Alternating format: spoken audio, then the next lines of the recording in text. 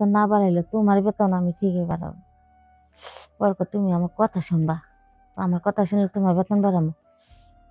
পরে মনে মনে কই এই তো আমার লাইনে আইছেন, এই তো লাইনে আইছেন, ঠিক আছে আমি কথা শুনবো। বলেন কি কথা, আমি সব কথা শুনবো আপনার। পরে বলতেছে তুমি এক কাম করো, এদিকে আসো। আমি কইছি কি? আমার কাছে এসে বসো। পরে কাছে বসলাম, কাছে বৈশাইরা পরে কইতাছে ইস। পরে ওর কি আমার কাপড় চাপড় খুললাম, ঠিক আছে। ও বললো আমার কাপড় খুলতে, আমার কাপড় খুললাম, কাপড় খুললাম, তার ওরও কাপড় খুললো, খুললা ইস কি মজা। এত মজা কেন? পরে তারপরে মাল হাউট হয় না, ঠিক আছে, হাউট হয় না। পরে আমি বললাম কি যে এত সহজে মাল হাউট হবে না, ঠিক আছে, মাল আউট হবে একটা কাজ আছে। কি? ক যদি আমার বেতন বাড়ান তাইলে আমি আপনাকে চেষ্টা করব। সত্যি আমি বুঝি। পরে বেতন মনে করেন যে বাড়াইতে বাড়াইতে বাড়াইতে বাড়াইতে 50,000 টাকার মতো করছে আর কি। বেতন আগে ছিল 10,000 টাকা, পরে আর কি বাড়াইতে বাড়াইতে 50,000 করছে। বন্ধুরা সবাই কেমন আছেন? আশা করি সবাই ভালো আছেন। আপনাদের সামনে একটা নতুন গল্প নিয়ে আসছি। আমার নাম প্রিয়াঙ্কা, আমার হোম ডিস্ট্রিক্ট হলো বগুড়া। আশা করি আমাদের গল্পটা সবার কাছে ভালো লাগবে, সবাই দেখবেন। আমার গল্পটা হলো, আমার জীবনের গল্পটা হলো, আমি একটা গার্মেন্টসে চাকরি করতাম, ঠিক আছে। গার্মেন্টসে চাকরি করতাম প্রায় 3-4, হ্যাঁ হ্যাঁ 4 বছর হয়ে গেছে আমি গার্মেন্টসে চাকরি করি, কিন্তু আমার বেতন বাড়ায় না, ঠিক আছে, আমার বেতন বাড়ায় না। বেতন বাড়ায় না। আগে তো মনে করেন যে এই চাউল ডাল মানে সবকিছু দাম কম ছিল, ঠিক আছে। তাই বেতন আগে না বাড়াইলেও হয়েছে, চলছে, ঠিক আছে, কোনো মতো চলে গেছি।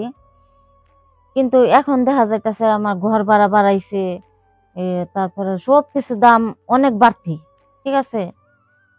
যদি আগের বেতনই থাকে তাহলে চলবো কিভাবে? তাহলে তো চলে না, খুব কষ্ট হয়ে যায় চলতে। কষ্ট হয়ে যায় মানে চলেই না, ঠিক আছে, এক কথা শুধু চলেই না। তারপরে মনে করেন কি যে এই 4 বছর হয়ে গেছে বেতন বাড়ায় না।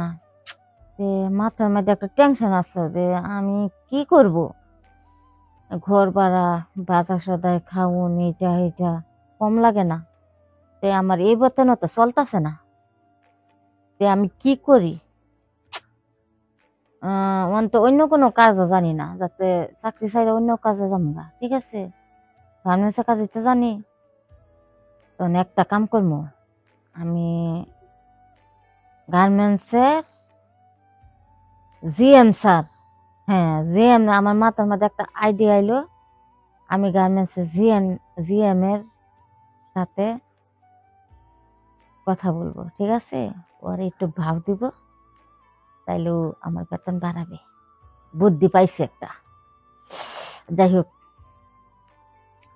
প্রতিদিন মানে ডিউটিতে যাইতাম, জিএম সাথে সাথে কথা বলতাম, একটু কিছু হইতো না, এমনি জিএম সাথে স্যারের রুমে যাইতাম গা, মানে ওর কথাবার্তা বললাম, ঠিক আছে। কথাবার্তা বলতে বলতে অনেক ফ্রি হয়ে গেছি, জিএম জিএম স্যারের সাথে অনেক ফ্রি হয়ে গেছি, ঠিক আছে, স্যারের সাথে অনেক ফ্রি হয়ে গেছি।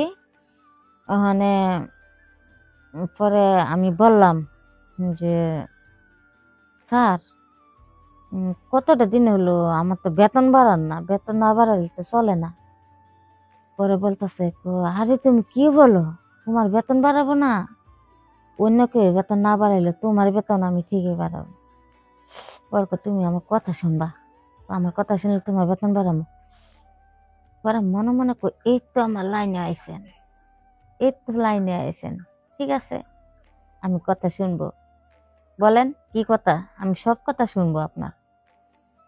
পরে বলতেছে তুমি এক কাম করো, এদিকে আসো। আমি কইছি কি? আমার কাছে এসে বসো। পরে কাছে বসলাম, কাছে বসে আইরা পরে কইতেছে ইস।